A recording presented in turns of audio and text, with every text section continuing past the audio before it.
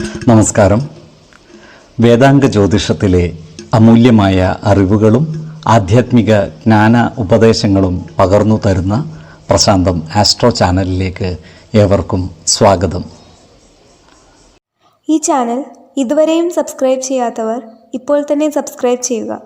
Notification ലഭിക്കുന്നതിനായി bell button അമർത്തുമല്ലോ. ഒപ്പം ചാനൽ ലൈക്ക് ചെയ്യുക, ഷെയർ ചെയ്യുക, കമൻറ്റ് ചെയ്യുക.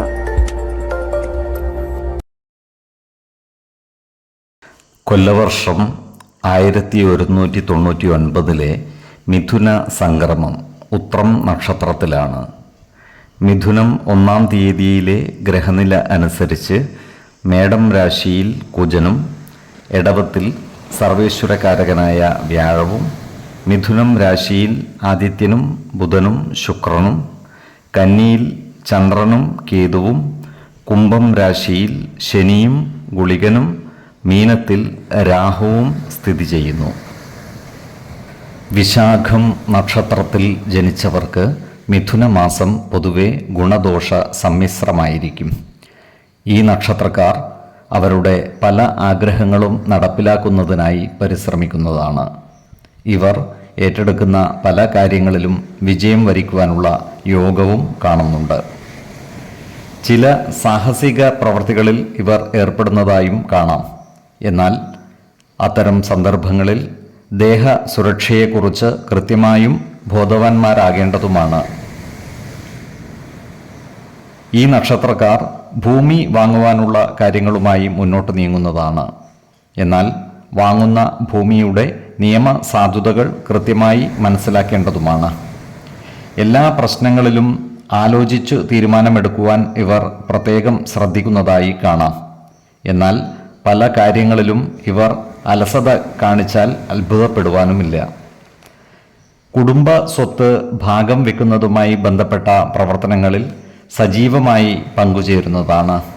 എന്നാൽ കുടുംബ ജനങ്ങളുമായി നല്ല സ്നേഹ സൗഹൃദ ബന്ധങ്ങൾ നിലനിർത്തുവാൻ പരമാവധി പരിശ്രമിക്കുകയും വേണം. ജീവിത പങ്കാളികളുടെ വീട്ടുകാരുമായി ചില്ലറ അഭിപ്രായ വ്യത്യാസങ്ങൾ വന്നുചേരുവാനുള്ള സാധ്യതകളും കാണുന്നുണ്ട്. അത്തരം സന്ദർഭങ്ങളിൽ ആത്മസംയമനം പാലിച്ച് മുന്നോട്ട് നീങ്ങുവാൻ പരിശ്രമിക്കേണ്ടതുമാണ്. അനാവശ്യ ഭാഷണങ്ങളും ഇടപെടലുകളും ഒഴിവാക്കി മുന്നോട്ട് നീങ്ങേണ്ടതുമാണ്. ഈശ്വര കടാക്ഷത്താൽ എല്ലാ പ്രതിസന്ധികളെയും മറികടക്കുവാൻ ഇവർക്ക് സാധിക്കുന്നതുമാണ്. 4, 12, 26 തീയതികൾ അനുകൂലമാണ്. ഈ നക്ഷത്രക്കാർ ജനിച്ച സമയത്തെ അടിസ്ഥാനമാക്കിയുള്ള ജാതകത്തിലെ ലഗ്ന രാശിയുടെയും ലഗ്ന അധിപന്റെയും സ്ഥിതിയും ശുഭ പാപ ഭാവങ്ങളുടെ സ്ഥിതിയും ഓരോ രാശിയിലെയും ഗ്രഹങ്ങളുടെ സ്ഥിതിയും അനുസരിച്ച് ഇവരുടെ പൊതുഫലത്തിൽ ഏറ്റക്കുറച്ചിലുകൾ ഉണ്ടാകുവാനിടയുണ്ട്. കുടുംബ ദേവതകളെയും ഇഷ്ടദേവതകളെയും ഉപാസിക്കുന്നത് ഇവർക്ക് ആയുരാരോഗ്യ സൗഖ്യമേകും. ഇഷ്ടദേവതാ മന്ത്രം 108 തവണ ദിനംതോറും ലിഖിത ജപം ചെയ്തു വരുന്നത് ഇവർക്ക് സർവ ഐശ്വര്യങ്ങളുമേകും. നല്ല വ്യക്തി സാധനകളോടെയും ഉപാസനകളോടെയും മുന്നേറിയാൽ സർവേശ്വരാനുഗ്രഹത്താൽ ഇവരുടെ സർവകാര്യങ്ങളും മംഗളകരമാകും. നന്ദി, നമസ്കാരം. ജ്യോതിഷരത്നം പ്രശാന്ത് കണ്ണോം.